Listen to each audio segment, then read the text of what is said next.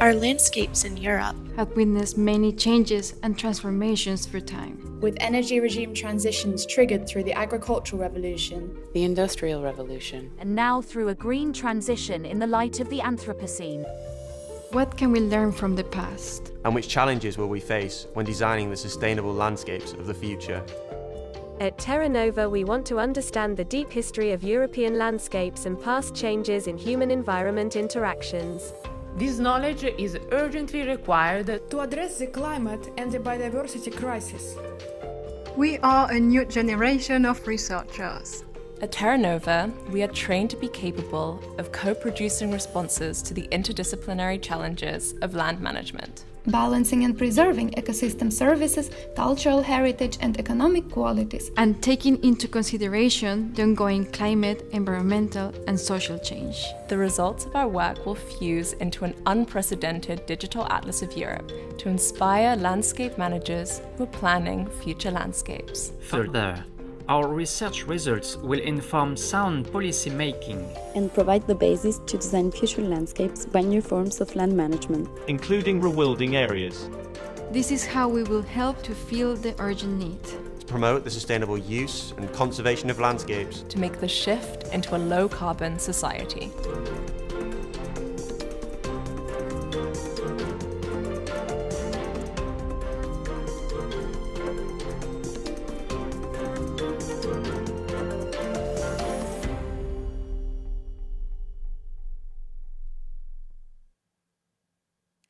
Good morning, everybody, to the warm welcome to everybody present in this room, to TerraNova's 2 days public event. We're going to kick off today with a warm welcome to all participants in this room and also all participants on Zoom.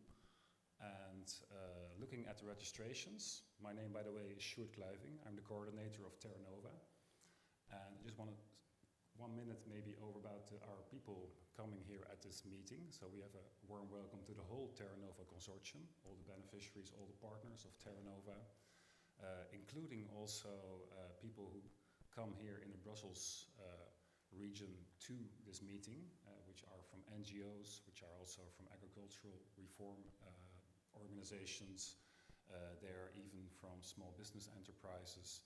And we see even EU projects also joining us here in this meeting together, also on Zoom.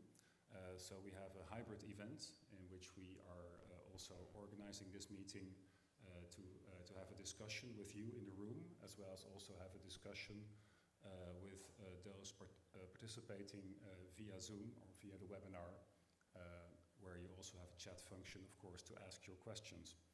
So we're really looking forward, me as a coordinator, but also as a whole consortium, to do these 2 days in which we are exploring the possibilities and the needs and the urgencies of landscape transformation in Europe. And we do that with our 15 young researchers in TerraNova who are in their final year of their study to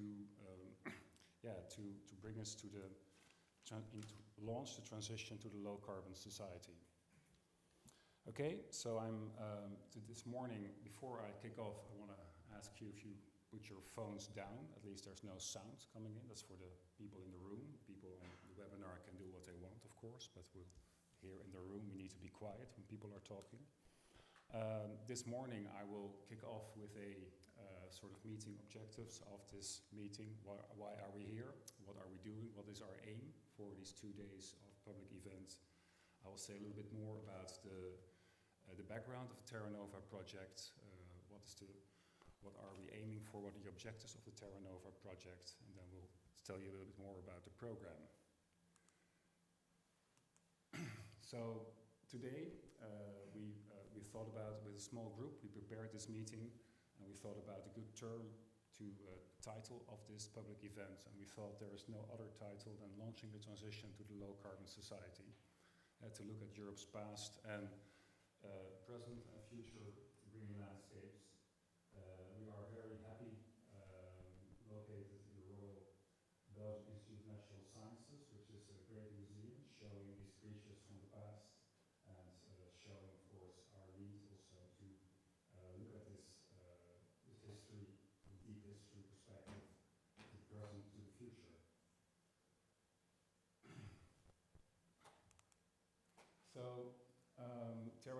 Brussels is the 6th meeting of TerraNova, 6th network-wide meeting.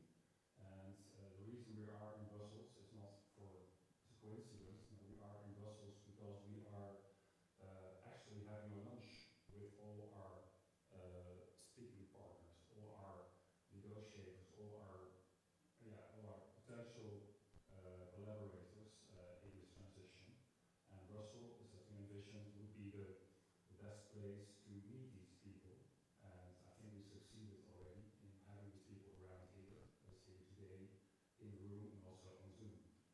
Our prime aim is also to communicate with international stakeholders and to sort of give the tools to the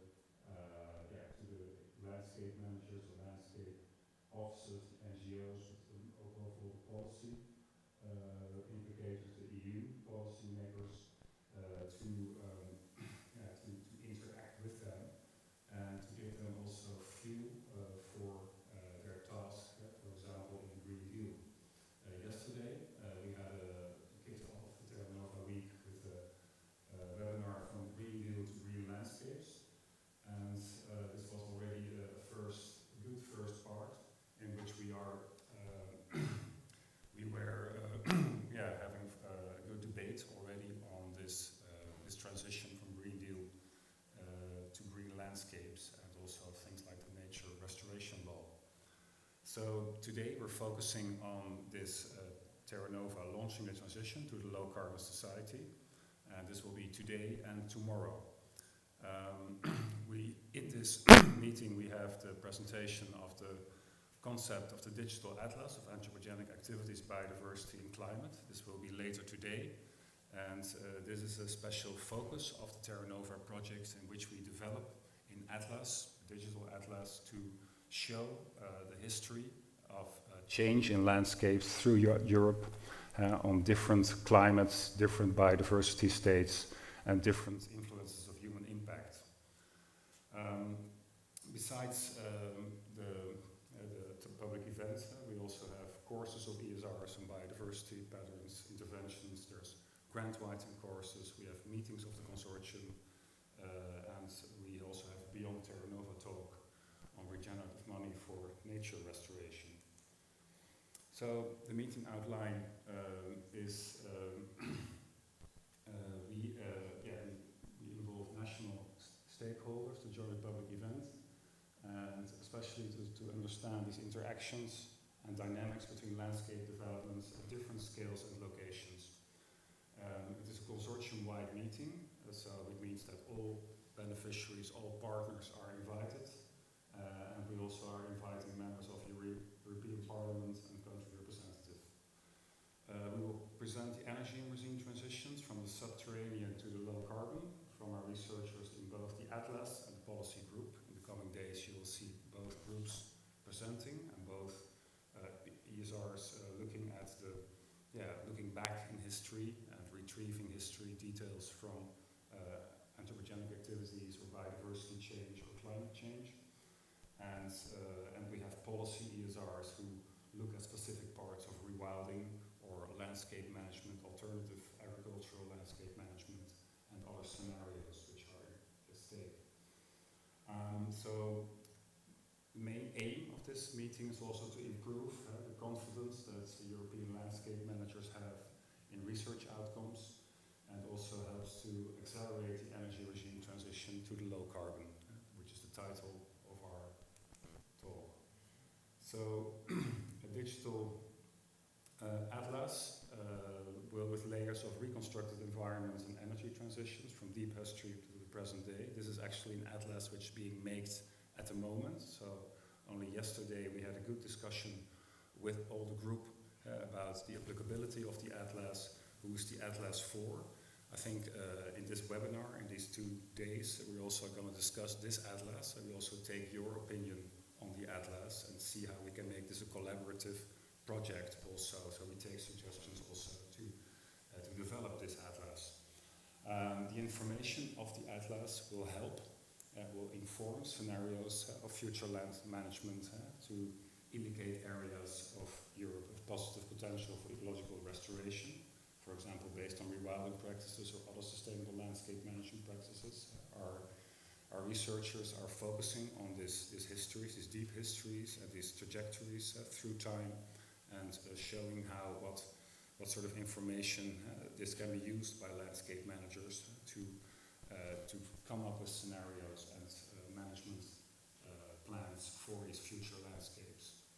So we aim to make the practice of landscape management more tangible with the latest insights in scenarios and guidelines, and strategic context-dependent guidelines, and also instrument tools and protocols for decision making. Okay, so to go lightly over the program, so we're now in this first introduction into the TerraNova project, in which we are we're also meeting outline of objective goals. Later this morning we'll start off with a session on the presentations on the TerraNova policy deliverables, and with a coffee break then we'll go to the scenarios, interactive discussions, and then session based on the 3 sessions and also on the intake from questions in the room and on Zoom. Then we'll have quite a long lunch break, also meant for informal discussions, and then we have a session on relevant EU projects, lessons learned, synergies, and then we have the digital atlas presentation, so which is the atlas we already talked about. This will be demonstration also by the PIs from TerraNova and the makers, GeoEngine, company in Germany. They are demonstrating this first premiere, if you want, of this digital atlas concept.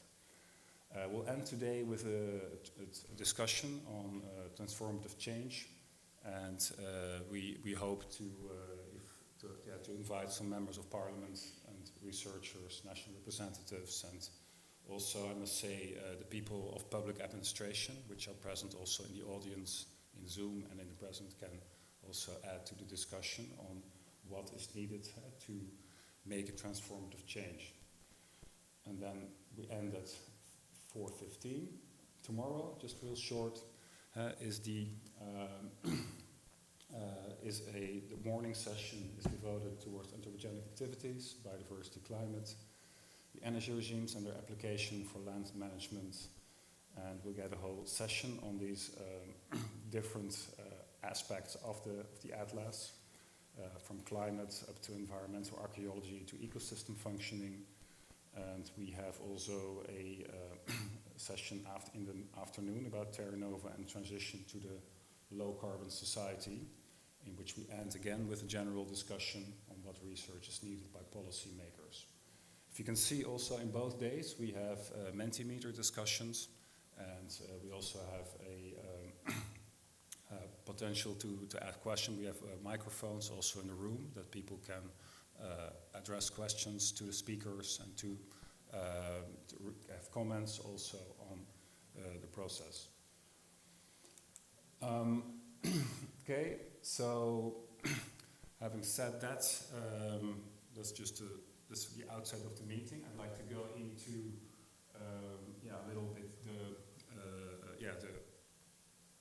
launching the transition.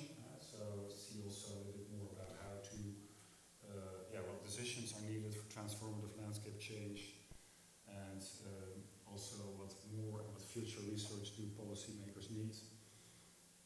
So it's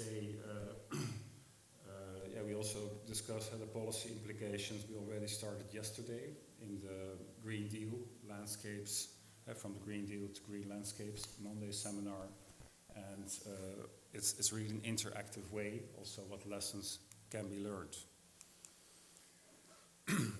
Okay, so if there are no further questions, comment, then I'll go to part 2 of the introduction this morning, which is the TerraNova project. TerraNova is, we like to call this one of the a landscape-based response to one of the greatest challenges of our time. We're in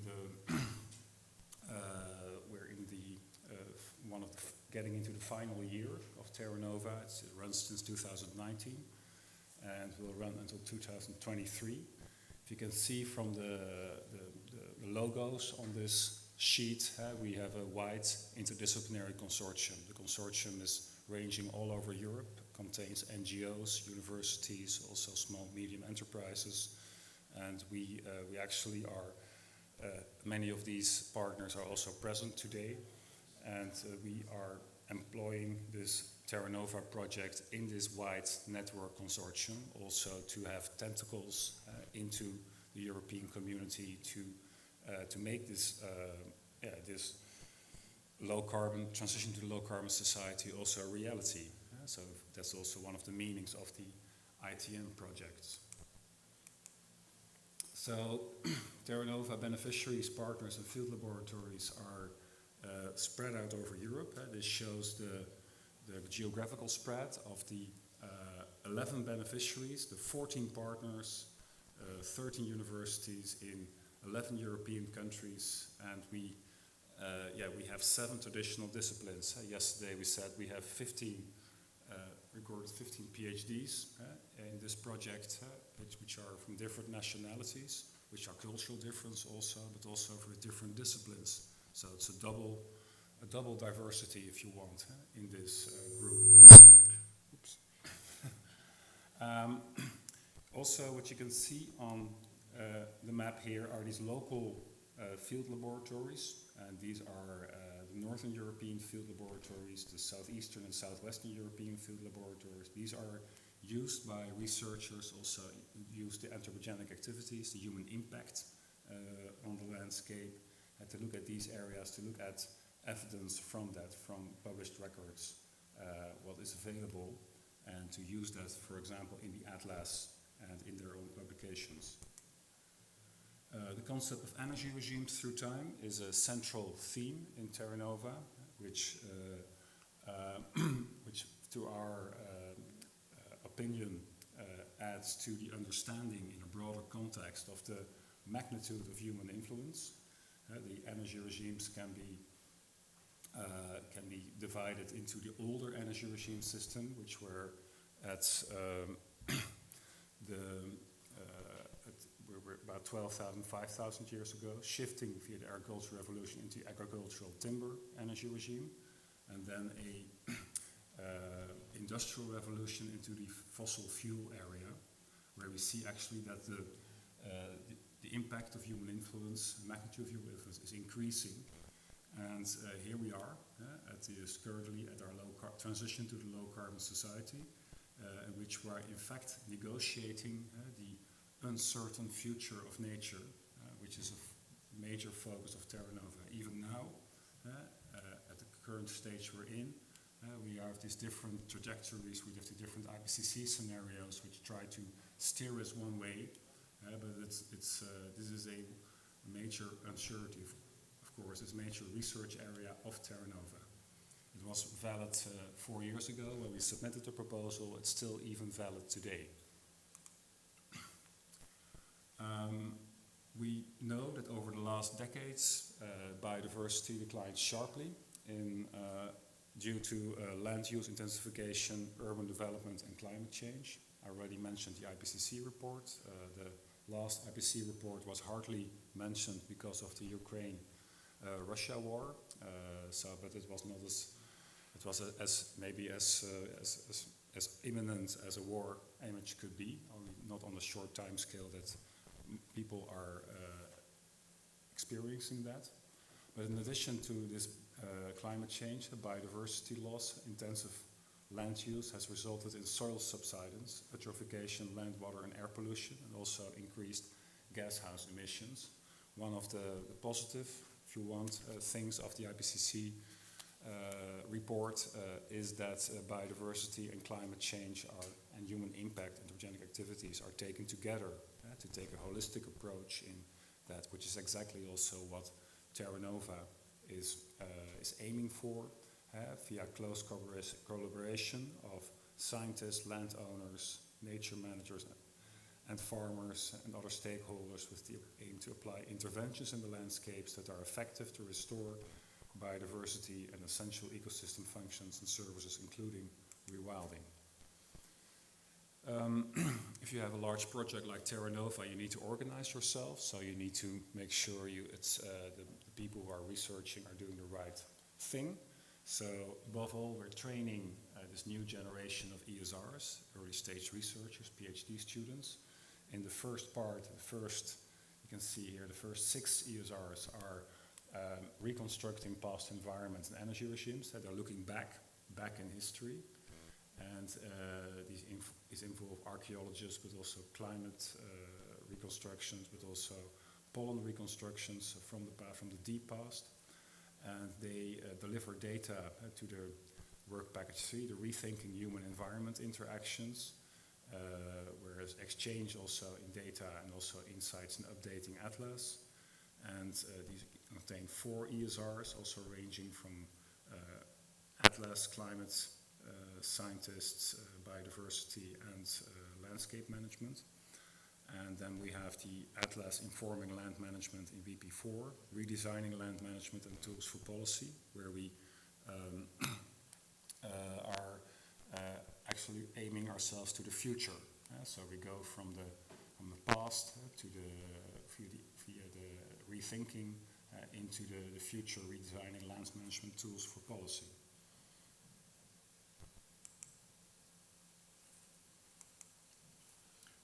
So, learning from the past to promote a sustainable nature. This is the deep landscapes. So we go far as back as 120,000 years ago. We call the Eemian, which is the pre-last interglacial, where we look at nature state in that area, in the several key areas, to give us information on this change of biodiversity throughout the Holocene. A common goal is a digital atlas of the history and potential future of land cover and land change in Europe, and the role of human environment interaction in this change. And you can see here the VP2 inputs, the reconstructions of the past, the human impacts, get into the digital atlas, which is a integration step, which also receives natural climate and vegetation simulations, and also including some human disturbance modeling, for example, fire, wood harvest, what's the influence of people on these ecosystem states, get into the integration step, into the digital atlas, and then into the land management and tools for policy.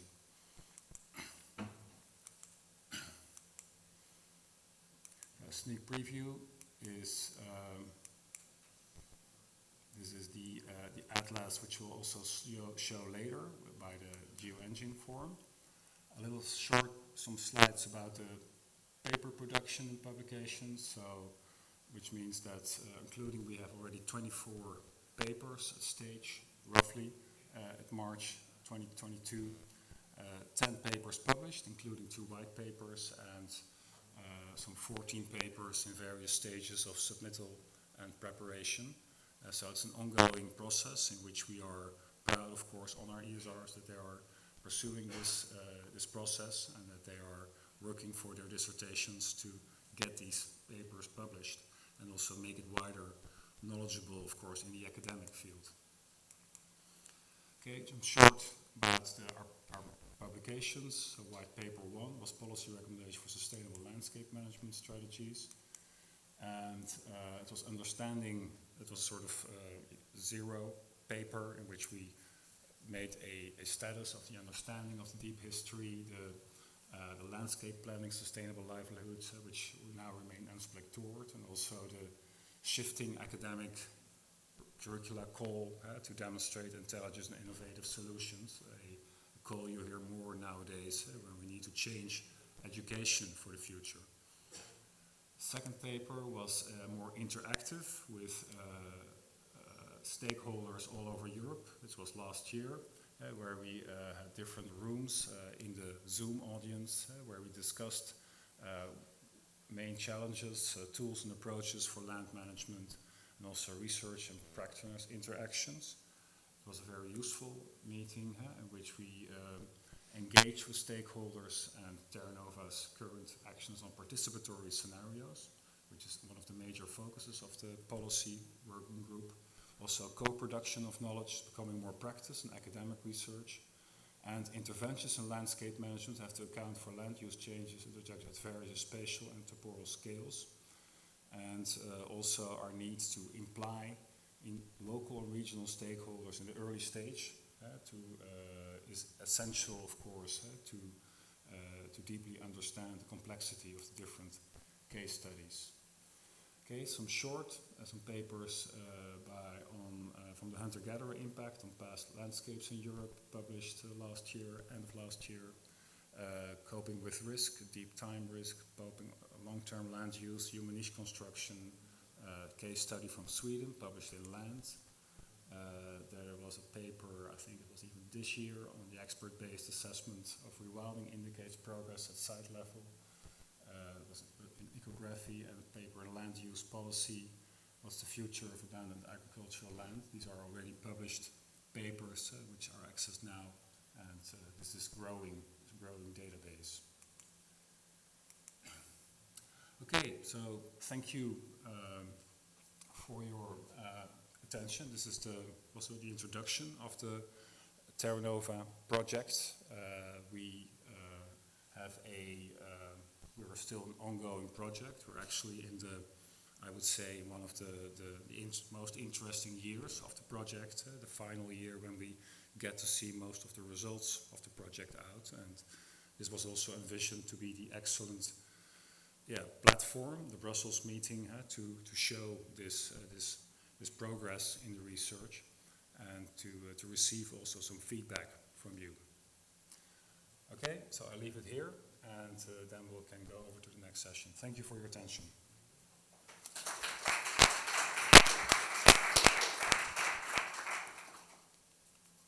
I think we still have time for a question, or if there's a question.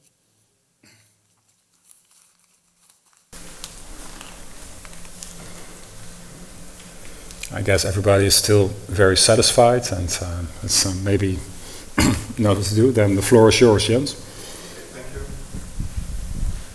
Let me hear if I'm on. I think I'm on. So welcome to the second session. We have a little bit of extra time. So first of all, let me introduce myself. My name is Jens Christian Svenning. I'm a professor at Aarhus University in Denmark, where I lead the Center for Biodiversity Dynamics in a Changing World. So I'm a biodiversity scientist, very much focused on basic science, understanding biodiversity on this planet, but I'm also very engaged with restoration and rewilding because, of course, we're facing some big challenges. And before we start, since there's a little bit of extra time, I just want to say that I was very pleasantly surprised yesterday to realize that our venue was just by the European Parliament, so basically the heart of democratic Europe. And I really appreciate that, given the current crisis for Europe with this Putin-Russia invasion of Ukraine and what may come for that. And of course, I think this causes some reflection also on what we are doing, because of course we have to really address this challenge to democracy. And I think we have to do a lot more than we have done so far to address this. But at the same time, it's important to keep focus also on the challenges that we in TerraNova are trying to deal with in terms of sustainable development for the future, in terms of safeguarding biodiversity on this planet, and in addressing climate change, because these challenges are not becoming smaller just because we are facing this acute threat to basically a free democratic society. So it just means the stakes are even higher than they were a few years back. So we just have to work harder. So that makes me quite happy to be part of TerraNova and doing what we are doing. The first session we have today is, this whole morning, is on the policy deliverables of TerraNova. And we have three talks of 20 minutes that will address different aspects of these policy deliverables. And the first one is by Professor Peter Ferberg from the Freie Universiteit Amsterdam. And Peter is an environmental, spatial, analyst that's his specialty, environmental spatial analysis, which is of course super central for what we're doing, because environmental solutions have very much to do about spatial planning. So actually I'll invite you to come forward, Peter, and give you a talk. I don't expect we'll take questions directly after these talks, but we have plenty of time for questions after the 3 talks, and there'll also be a small coffee break in between. So please go ahead, Peter. Thank you very much, Jens. Good morning, all. I'm very pleased to be here and to talk about Europe's green future landscapes. That was the last part of the title of this conference, Future Green Landscapes. What are those? If we travel through Europe, what do we see most are agricultural landscapes. The larger part of our European green landscapes are agricultural landscapes.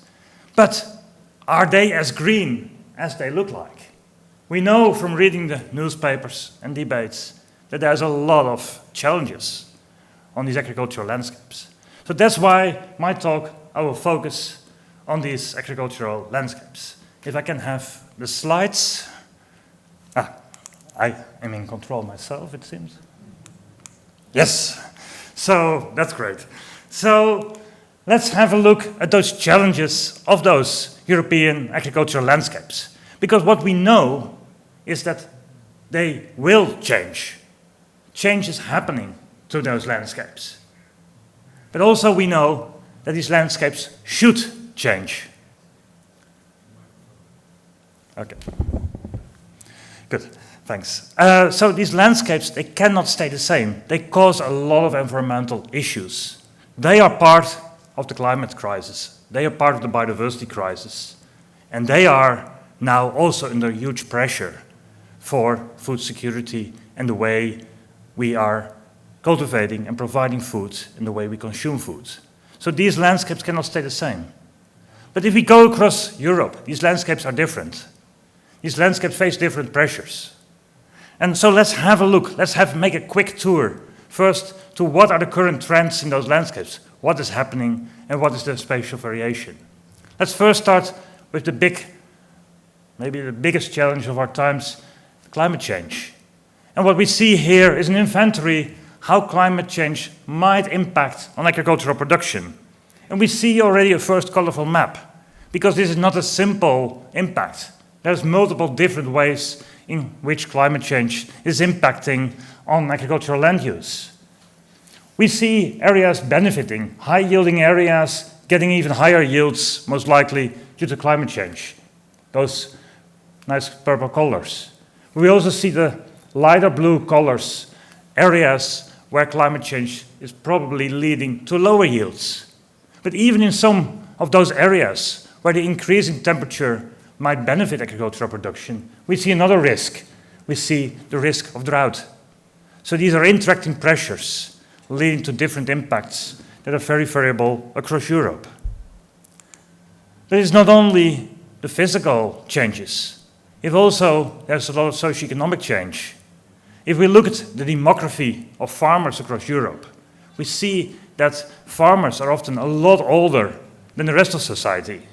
A lot of farmers are near retirement age, don't have successors willing to continue farming or stay on the farm. But again, that's very variable across Europe. Again, in purple here, the color, meaning regions with already very old farmers and the farmer population growing older. We see regions with younger farmers where the farmer average age is increasing. But we also see areas where there's a rejuvenating farmer population. So again, a lot of difference in the pressures and the trends across European areas. Then environmental issues. We know farming and the current way of farming is often associated with environmental issues related to the use of nitrogen, polluting groundwater, leading to nitrogen deposition in natural areas, pesticide use, livestock antibiotic use, and greenhouse gas emissions. If we look at those patterns again, we see a huge variation of those pressures across Europe. We also see in the ranking of the need for reduction amongst countries, a very strong different pattern across the countries.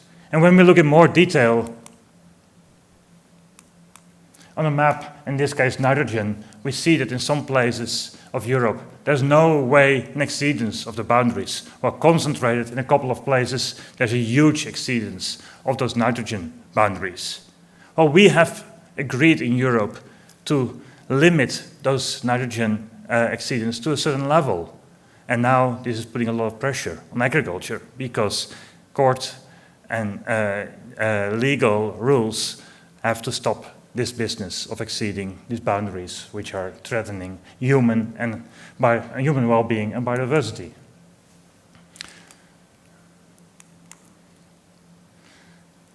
Then farming itself is changing as well. What we see is a huge scale enlargement in farming, leading to changes in the landscape, leading to changes in the economy and the dependence of farming on large-scale inputs and capital inputs. But again, if we look at the map of Europe, of these trends in size, the economic size of farming, we see large differences. We see areas, again, in purple, areas where the farms are already big, but getting even bigger. We see areas where the farms in Eastern Europe are currently small, but where the farm size is very rapidly increasing. But we also see some areas, far in the minority, where farm size is actually decreasing with time. So again, a huge spatial variability in the pressures that are happening on farming. And of course, to illustrate that in a nicer way, is the distribution of these very big livestock farms, these mega stables that are appearing in our landscapes and have a dominant impact on the quality of the environment, but also on the visual aspects of the landscapes. And here we see a map of the spatial distribution of those mega farms in Europe. And we see that they are very much concentrated in certain areas. So again, the pressures on the landscape are spatially variable, and one size solution doesn't fit to all the regions at the same time. And then, maybe on the positive side of a development of a trend, is the emergence of organic farming, the transition from these ever-increasing, larger scale and more input-dependent farming to a different farming style. And again, we see also that that transition is not happening equally across the whole of Europe, but showing a very distinct spatial pattern of regions where this is really picking up, and regions where nothing is changing in this respect at all. So if we all bring this together, what does that mean? All those big trends, what does it mean for agriculture in Europe? What does it mean for our landscapes? So what we did to do here is classify the direction and this pressure into what it means for the agricultural landscape. Will these pressures lead to a persistence, a lock-in the current economy of that agricultural situation? So no change or even a strengthening or deepening of those trends. Or will these things be triggering a systemic change? The rise of organic farming, a hard legal stop on exceeding nitrogen limits is a big push for systemic change. Or is this leading as a trend towards a marginalization of agriculture, leading to land abandonment in the end? So we have reclassified those pressures on the system in this way to see which regions are facing most pressures towards a certain trend. And what do we see here? We see here the pressures as they push for systemic change in different parts of Europe. On the left-hand side, you see which of the pressures is pushing hardest. And on the right-hand side, you see an indicator of which areas are most likely facing some systemic change in the future. We can make the same map for marginalization. Which areas are largely pushed towards marginalization of agriculture, leading to abandonment and possibilities for rewilding already introduced in the next talk, or where the pressures are really leading to a persistence, a lock-in situation of non-change in the current agricultural system. So these all indicates what is pushing on the system. But are those things good or bad? What does it mean? does an intensification, extensification, or marginalization and abandonment lead to good or bad things? That depends on what sustainability dimensions you look at.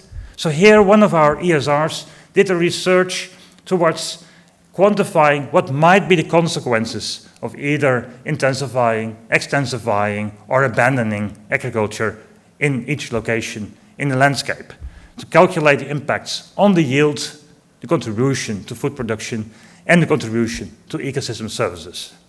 So basically, for these three big trends, we calculated a whole set of indicators for each square kilometer of agricultural land in Europe, and accounting for either a change towards intensification, extensification, or abandonment of agriculture. This is how the results look like. And you see a lot of obvious results. If we look at cultural heritage as an example, we see that intensification of agriculture is in most places, with some variability, leading to a loss of the cultural heritage embedded in the agricultural landscape. Extensification can strengthen the cultural heritage by preserving it or by going back, building back some of the historic landscape structures. While abandonment and possibly rewilding or reforestation of a landscape might lead to a loss of the cultural heritage embedded in that landscape.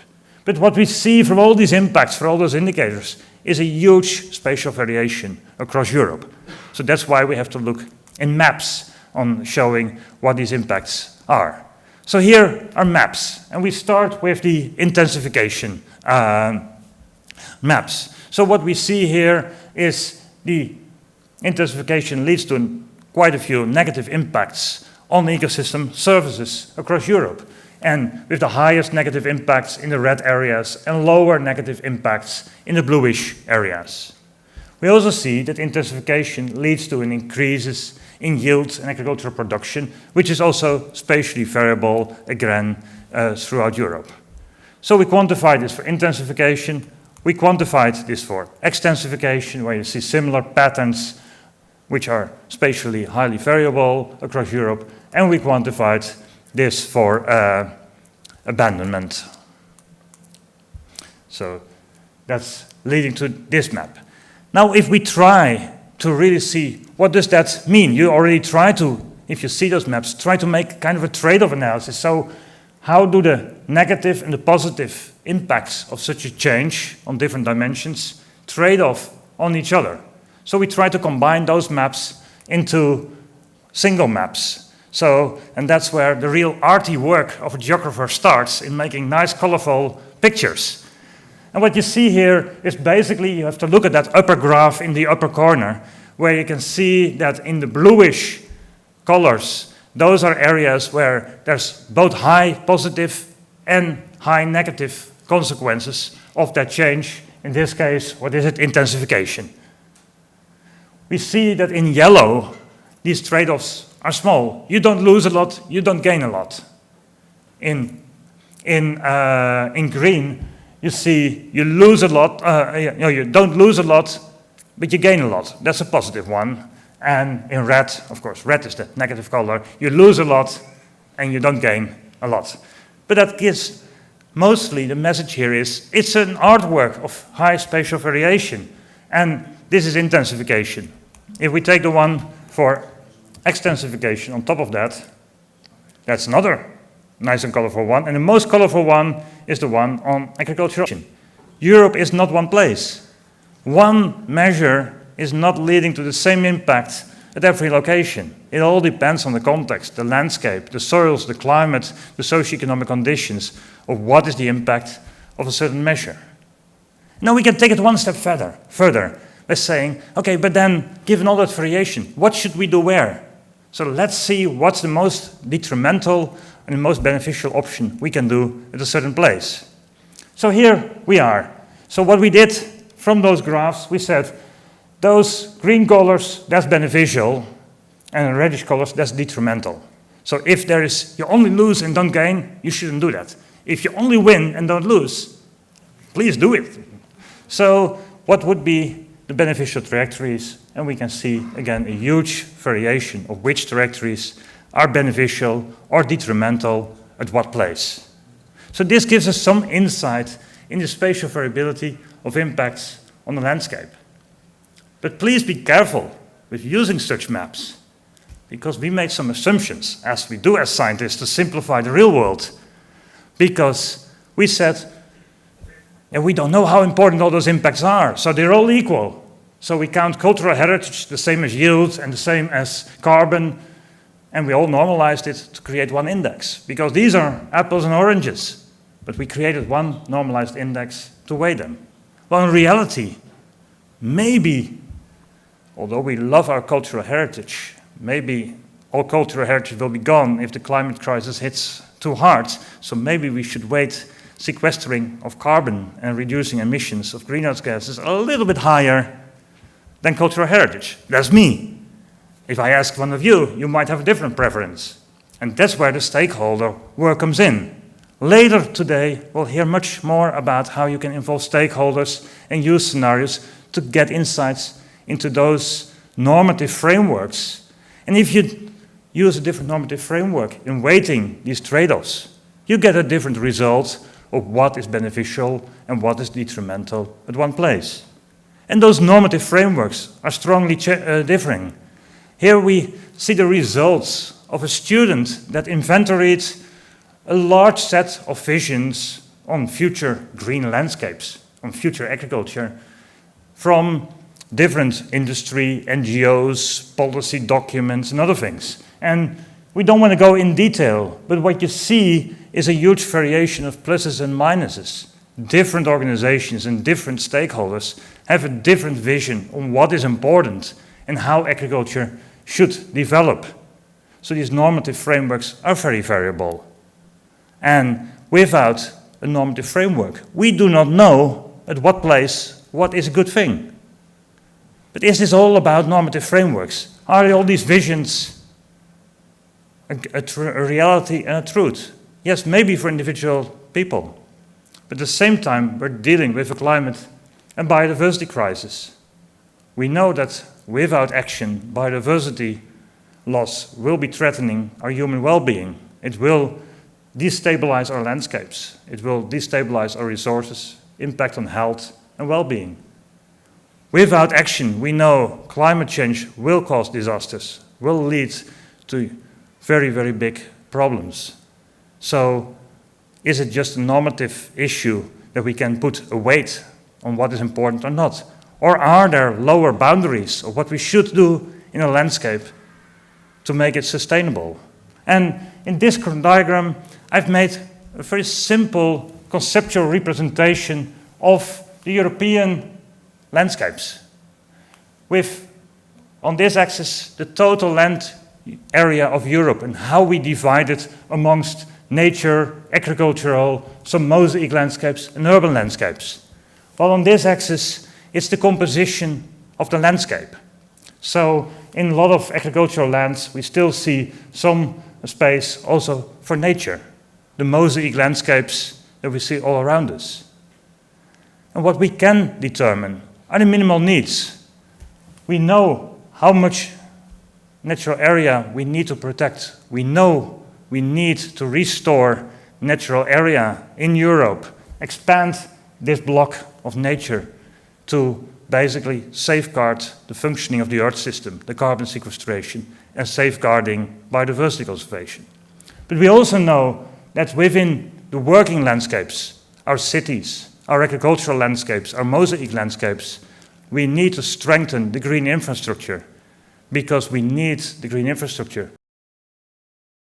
The water, pollination of our crops, providing pest control to reduce our pesticide use, and a lot of other things.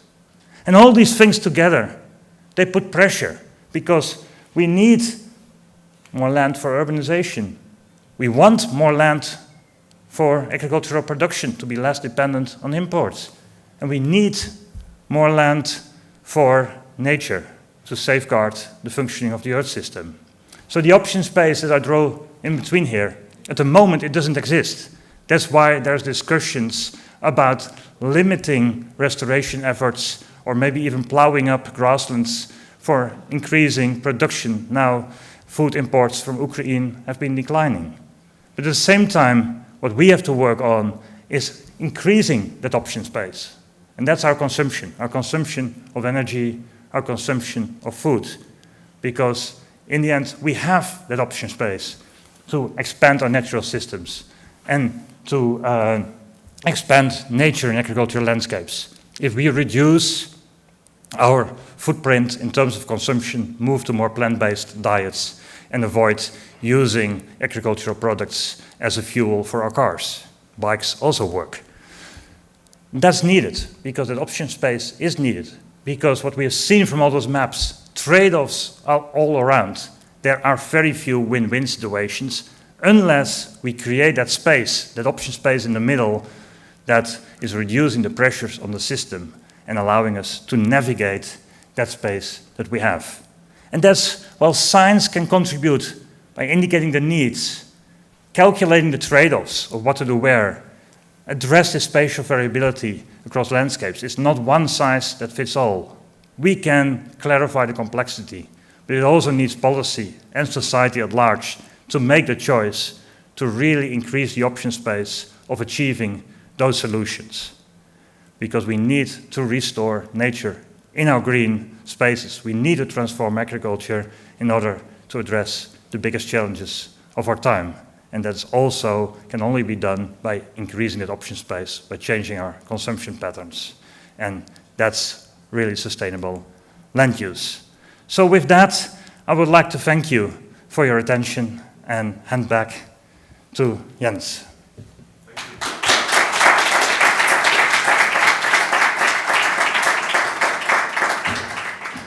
Peter, for a really informative and inspirational talk. So keep your questions for later.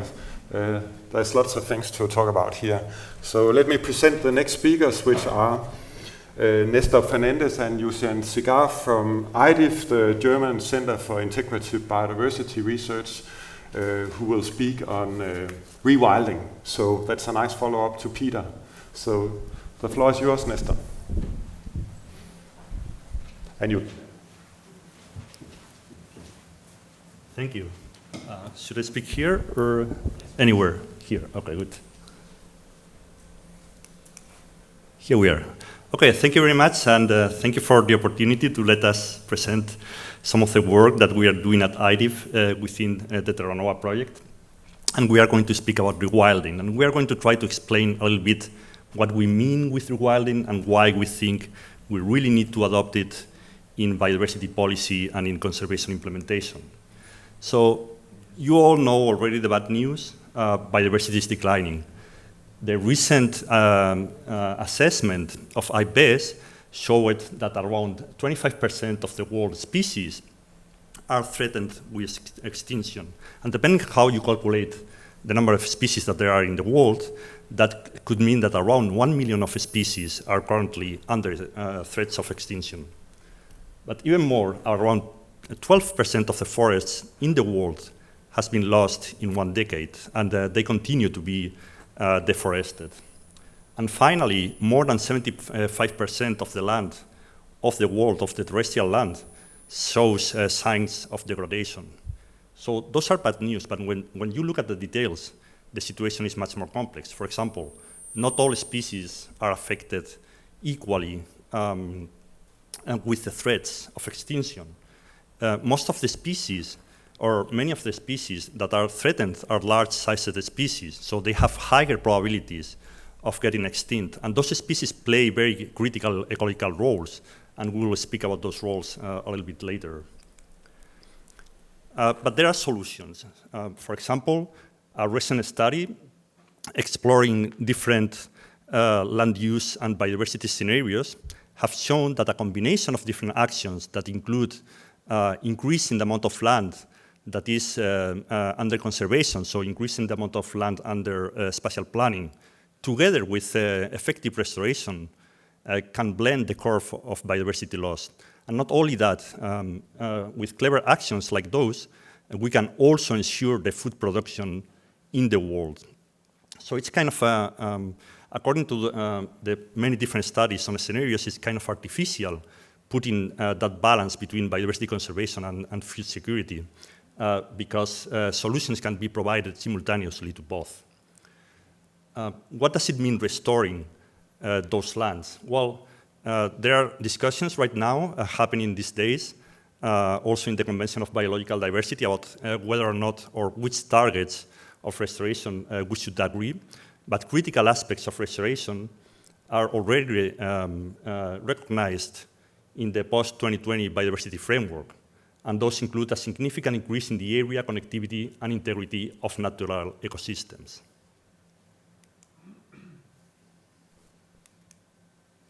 So why we want to bring rewilding here? The thing is, when we are thinking about restoration, you can think about many different things, right? Very often it comes to the mind to restore or to recover ecosystems as they were in the past, with certain components, with certain biodiversity and so on. And often that requires a lot of action.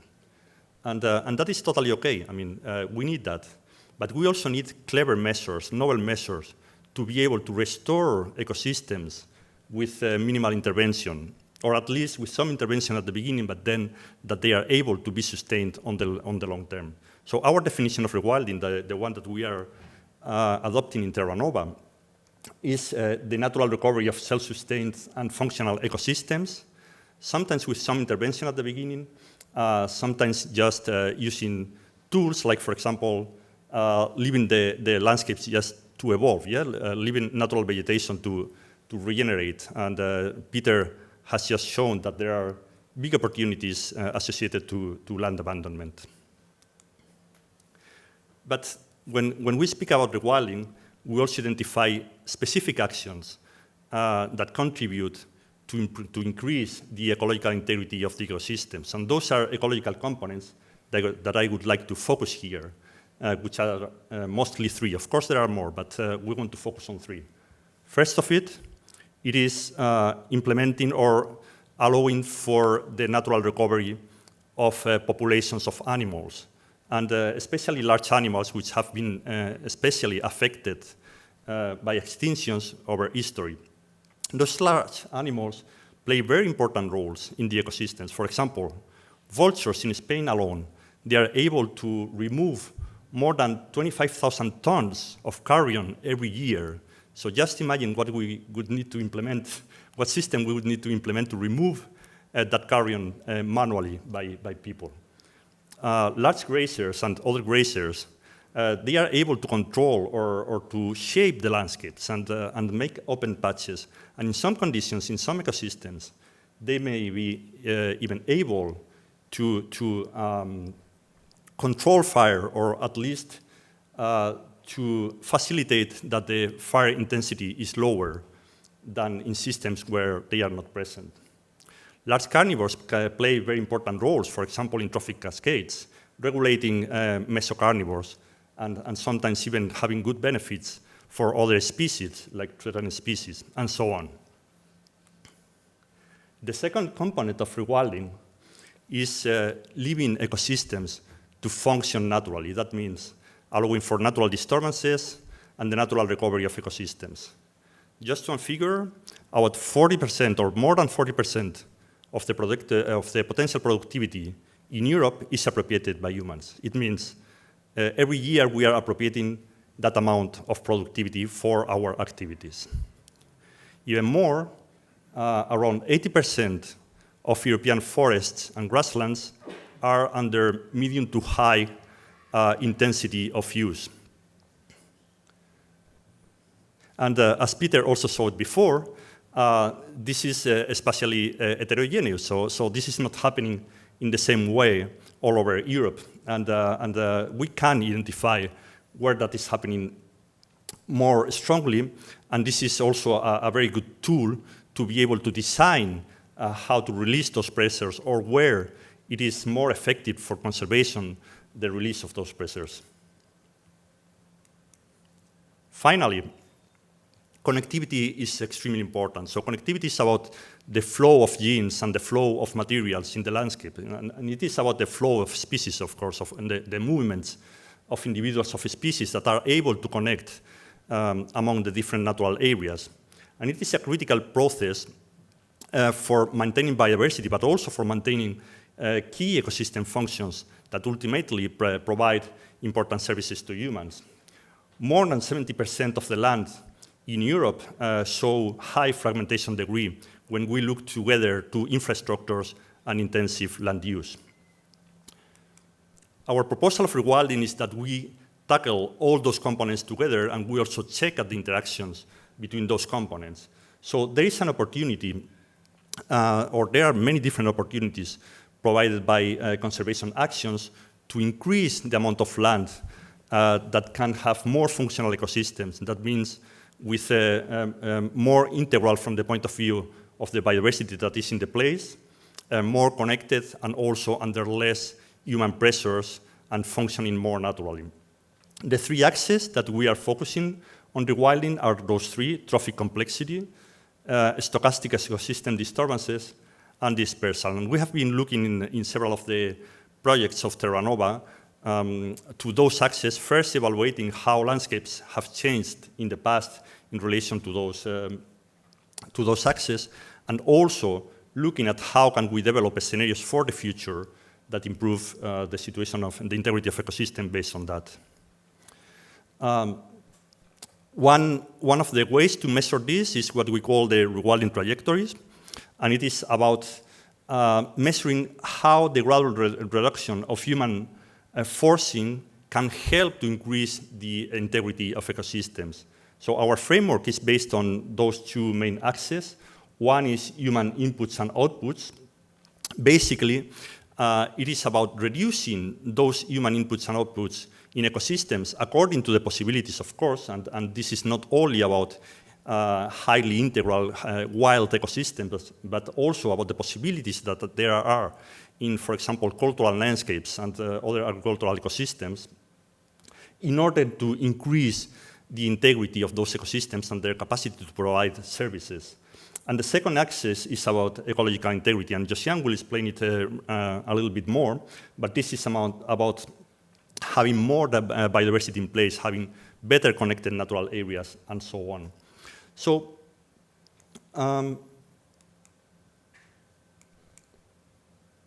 in the project, we are working with many different ESRs or PhD students in these ideas of rewilding. Here there are three, but there are more working on those topics. And what some aspects we are looking at, for example, is looking at how landscapes that are subject to rewilding have changed in the past, so how effective have been the measures of rewilding, and Josiane is going to speak about it right now. Second, how to design scenarios for the future, and where should we implement the different actions associated to rewilding in a way that they provide multiple benefits for people, but also for biodiversity, that is both ecosystem services and benefits for biodiversity. And finally, we are also exploring what is the socioeconomic value of rewilding. And I would like to mention something that is missing in my slides, because I only added last time, it could not be included, is that rewilding is a key aspect also in the biodiversity strategy for reconnecting protected areas and for reconnecting natural spaces. Because when we are speaking about the large trans-European infrastructure of protected areas and green infrastructure and so on, the moment we need to implement it, we need to find efficient measures to be able to connect those landscapes. And they cannot be only about protection. Of course, it needs to be protection, but it needs to be also planning beyond protection in a way that can help us to recover all those different components of trophic complexity, connectivity, and natural functioning of ecosystems, including disturbances. So with this, I'd like to pass the word to Josiane, who is going to show some of her results in the research that she did in TerraNova. Good morning, everyone. I'm Josiane Seeger, and I'm both a doctoral researcher at IDIV with Nesta and Henrique Pereira, but I also work at Rewilding Europe, and the idea of my PhD is to integrate science with practice and see how those things can work and bolster each other.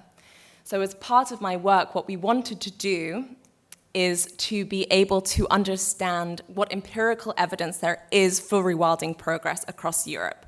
Rewilding Europe has 7 or 8 case study flagship sites that they've been conducting since about 2011. And of course, rewilding has been put forward as this optimistic idea for how restoration can work moving forward in the UN Decade of Restoration.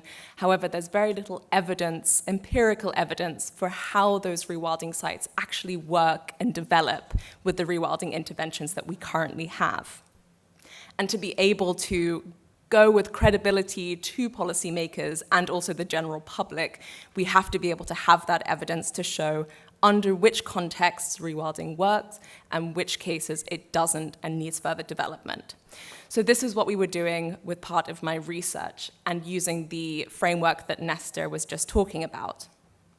One of the issues that we first had when we were trying to think about how to measure rewilding progress is that many of the traditional ways of measuring restoration and conservation are based in concepts where we want to keep things very static, and there isn't a lot of movement and change in biodiversity over time. So this is one of the things that we were trying to integrate into this new framework of rewilding. And as you can see, what we have here are alternate pathways that we're allowing rewilding sites to take under alternate forms of management. So also allowing what we're measuring to be very context dependent and scalable. As Nestor mentioned, what we wanted to do was measure 2 components of rewilding, so both the human inputs and outputs, as well as the ecological integrity, so the health of the ecosystem, the functionality of the ecosystem, what types of processes are working and which ones need to be bolstered and implemented into the sites. And what we did was we developed 19 indicators that encapsulate these 2 axes to form a composite rewilding score. And the idea is that we're working with some sites that are more in this reddish area of the framework. So areas that are kind of look more like you would imagine an industrial agricultural site to look like, and trying to see how over time, if indeed they do, they're moving towards these greener areas that we associate more with pristine, natural, park-like landscapes. But like I mentioned before, we wanted to keep this element of contextuality, so there are obviously some areas that will never be able to make it to this site, and it may not even be desirable for them to do so. So we were allowing the rewilding framework to sort of encapsulate those components as well. And what we did to be able to implement this was created this iterative and participatory technique using expert elicitation. So what we wanted was different types of experts from different backgrounds who work in rewilding under different contexts to be able to use the data that they've been collecting to measure how changes have been developing on their sites over time across this scale. So we were working with not only rewilding scientists, but also rewilding practitioners, managers, GIS experts on the ground who really know their site very intimately and have been working there throughout the entire 10 to 15 years. And this is the output of some of that research, which is showing 7 of these case studies and how they've been developing over time in Europe. The base map is based on Nestor's work, which is showing the base potential for rewilding across Europe at a different scale, sort of European scale. And what we did was we honed in on these case studies here to see how they specifically have been developing over time against this European backdrop. And we did this at 2 different scales because we also wanted to know how feasible it is for rewilding to be scaled up at a larger scale past these case studies, as well as understanding what factors are preventing that scaling up currently. So on the right-hand side, we have these smaller scale case studies between 1,000 and 10,000 hectares, so where the rewilding practitioners are concentrating the majority of their rewilding efforts. And then what we have here is the rewilding score changes at a slightly more regional scale, so from 10 to 100,000 hectares, so that we were able to make comparisons between how the specific case studies are changing within the regional context over time. And I'm just going to highlight a couple of examples here to show how, when we break this down, it gives us really illuminating examples of what's happening at these scales. So, for example, what we have here in the Velebit Mountains is, at a regional scale, a decrease in rewilding score over time. But then when we look at the actual rewilding site itself, at the small-scale context, we have an increase over time. And the reason for this is that although the rewilding practitioners are able to very successfully implement their interventions at this smaller scale, development policies and hunting policies at the rewilding scale are preventing this scaling up from actually having impacts at the regional scale. In the Rhodope Mountains, for example, as well, we have a slightly different case study in that we have rewilding practitioners doing really excellent work, but it's against a backdrop of very, very intensive and large-scale agricultural intensification and encroachment. So regardless of the benefits that may be happening at sort of individual indicators, for example, they've been very successful with certain types of herbivore reintroductions, overall they're being unsuccessful to mitigate for the really large-scale policies that they're having to fight against. What we also did was try and create an inventory for what it is that these rewilding practitioners and managers are actually doing on the ground. We didn't quite know before this what it was that rewilders were actually doing. It sort of remained this sort of abstract concept. And what we found for the most part is that there's a lot of work being done in creating wildlife corridors, connecting relatively pristine sites with each other, as well as things like dam removals and lateral river flow connectivities. As well as that, there's a lot of effort being placed into the reintroduction of certain type of keystone species, so species that are really important for creating biodiversity and ecosystem processes and functions in these sites. However, where there's a lot of work still to be done is in this component of stochastic disturbances, so in creating natural processes like natural fires and flooding regimes in some of these sites. And intuitively, that does make sense, because not only are these types of things slightly more controversial often in these areas, but they also require a lot of support from local policymakers and also stakeholders who are living in the area. What we also found is that there's a huge amount of work going into these components of socioeconomic factors in the landscape. So there's a lot of work going into outreach and education, as well as establishing things like ecotourism in these areas. And I'll explain in a bit why that's really important.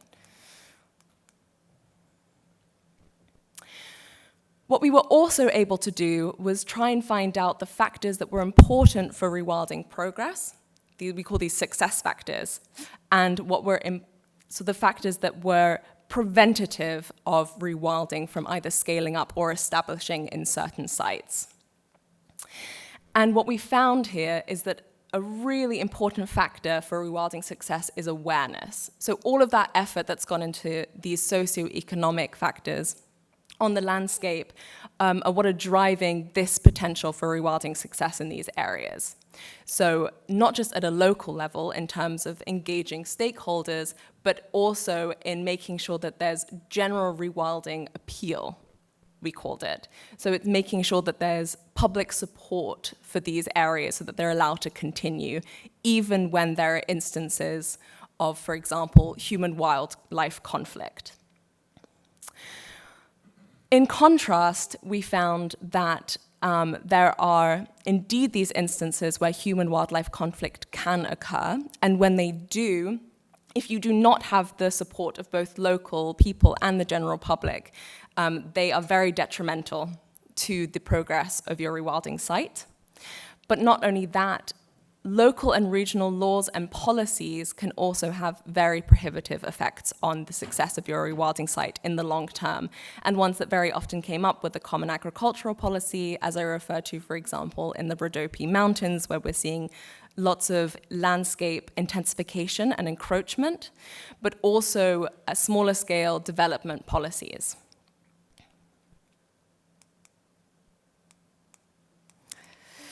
So this was just a very brief introduction to some of the work that we're doing to examine how rewilding sites are changing over time. But if you have any further questions, then feel free to get in touch and we'll be here for questions later on. Thank you.